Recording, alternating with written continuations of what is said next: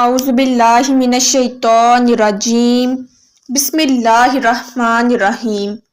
السلام علیکم ورحمۃ اللہ وبرکاتہ۔ میرے پیارے ناظرین، کیسے ہیں آپ سب؟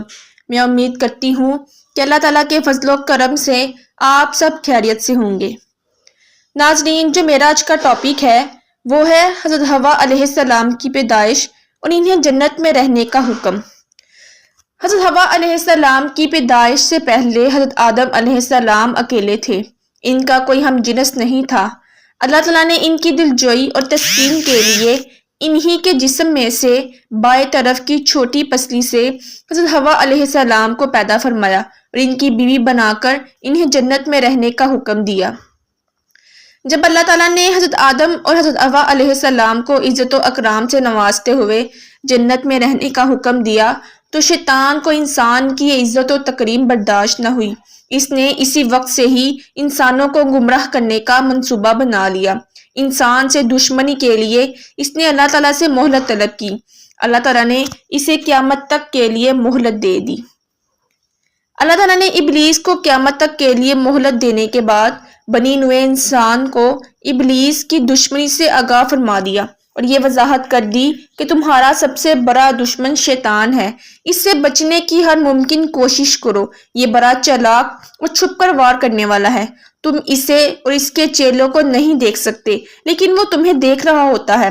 اسی نے تمہارے ماں باپ کو دھوکہ دے کر جنت کی آرام دہ زندگی سے محروم کروا دیا تھا۔ جب ابلیس نے یہ دیکھا کہ اللہ تعالیٰ نے حضرت آدم علیہ السلام اور حضرت حوا علیہ السلام کو عزت دیتے ہوئے انہیں جنت میں رہنے کا حکم دے دیا ہے تو حسد کی آگ میں جل گیا اور انسانی دشمنی کا عملی مظاہرہ کرتے ہوئے انہیں جنت سے نکلوانے کے لیے چال چلنے لگا۔ وہ بڑا ہمدرد بن کر حضرت آدم اور حضرت حوا علیہ السلام کے پاس آ کر کہنے لگا کہ تمہیں معلوم نہیں کہ اس درخت کے قریب جانے سے تمہیں کیوں روکا گیا ہے؟ میں تمہیں ایک راز کی بات بتاتا ہوں۔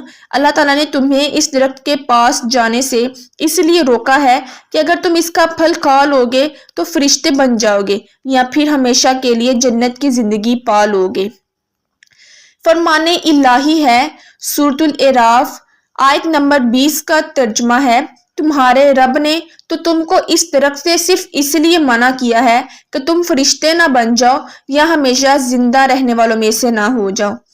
حضرت آدم اور حضرت حوا علیہ السلام ابلیس کو اپنا ہمدرد اور خیر خواہ سمجھ کر اس کے بہکاوے میں آ گئے اور جس درخت کے پاس جانے سے اللہ رب العزت نے منع کیا تھا اس کے پاس چلے گئے، اور جیسے ہی اس درخت کا پھل چکھا تو ان کے جسم پر سے جنتی لباس فوراً اتر گیا۔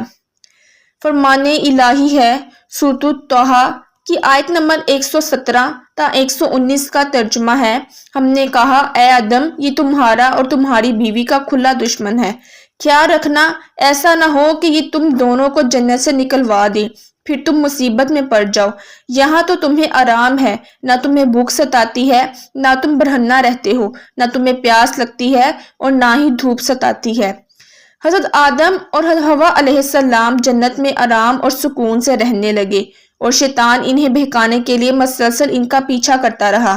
آخرکار اس نے حضرت آدم علیہ السلام اور حضرت حوا علیہ السلام کو بہکانے کے لیے ان کے دل میں وسوسے ڈالنا شروع کر دیے اور کہنے لگا، اے آدم، کیا میں تمہیں ایسا درخت نہ بتاؤں جسے کھانے کے بعد تم جنت میں ہمیشہ کے لیے رہو گے؟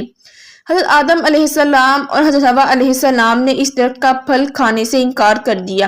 شیطان نے اعتماد دلانے کے لیے جھوٹی قسم کھا کر کہا کہ میں تو تمہارا خیر خواہ ہوں اور تمہیں اچھی بات بتا رہا ہوں۔ شیطان کے قسم کھانے پر حضرت آدم علیہ السلام اور حضرت حوا علیہ السلام اس کے بہکاوے میں آ گئے اور اللہ عز و جل سے کیے ہوئے عہد کو بھول کر جس درخت سے اللہ تعالیٰ نے منع فرمایا تھا اس کا پھل کھا لیا۔ حضرت آدم علیہ السلام اور حضرت حوا علیہ السلام نے جیسے ہی ممنوع درخت کا پھل چکھا تو ان کا جنتی لباس جسم پر سے اتر گیا اور وہ شرم کے مارے اپنے ستر کو چھپانے کے لیے جنت کے درختوں کے پتے اپنے اوپر چپکانے لگے۔ جب حضرت آدم علیہ السلام اور حضرت حوا علیہ السلام نے ابلیس کے بہکاوے میں آ کر ممنوع درخت کا پھل کھا لیا تو ان کے جنتی لباس اتر گئے اور اللہ عز و جل نے انہیں زمین پر اترنے کا حکم دے دیا اور ساتھ ہی ابلیس کو بھی زمین پر اتار دیا۔ حضرت آدم علیہ السلام کو اس بات سے آگاہ کر دیا کہ جس طرح شیطان نے تمہیں بہکا کر جنت سے نکلوایا ہے، اسی طرح یہ دنیا میں بھی تمہیں بہکانے کی بھرپور کوشش کرے گا تاکہ تم دوبارہ جنت میں داخل نہ ہو سکو، لہٰذا اپنے آپ کو اس کی چال سے بچانے کی بھرپور کوشش کرنا۔ رسول اکرم صلی اللہ علیہ وآلہ وسلم نے فرمایا، اللہ تعالیٰ نے جب آدم علیہ السلام کو جنت سے زمین پر اتارا تو انہیں دنیا میں جینے کا ہنر بھی سکھایا اور جنت کے کچھ پھل بھی عطا فرمائے تھے۔ حضرت آدم علیہ السلام اور حضرت حوا علیہ السلام کو اللہ تعالیٰ نے جنت سے نکال کر زمین پر اتارا۔ زمین پر اترنے کے بعد انہیں جنت اور اس کی راحت و سکون والی زندگی یاد آئی اور انہیں اپنی غلطی کا احساس ہوا تو فوراً اللہ تعالیٰ کے حضور توبہ کرنے لگے اور توبہ کے کلمات بھی اللہ تعالیٰ نے انہیں سکھائے تھے۔ حضرت آدم علیہ السلام کے دعائیہ کلمات ہیں جن کا ترجمہ ہے، اے ہمارے رب، ہم اپنے آپ پر ظلم کر بیٹھے ہیں، اب اگر آپ نے ہمیں معاف نہ کیا اور ہم پر رحم نہ فرمایا تو یقیناً ہم نقصان پانے والوں میں سے ہو جائیں گے۔ یہ دعا پڑھنے پر اللہ تعالیٰ نے آپ علیہ السلام کو معاف فرما دیا۔ اس دعا میں حضرت آدم علیہ السلام کی 5 خوبیاں ذکر کی گئی ہیں۔ پہلی، اپنی غلطی کا اعتراف کیا۔ دوسری، غلطی پر شرمندہ ہوئے۔ تیسری، اپنے نفس کو ملامت کی۔ چوتھی، فوراً توبہ کی۔ پانچویں، اللہ کی رحمت سے نا امید نہ ہوئے۔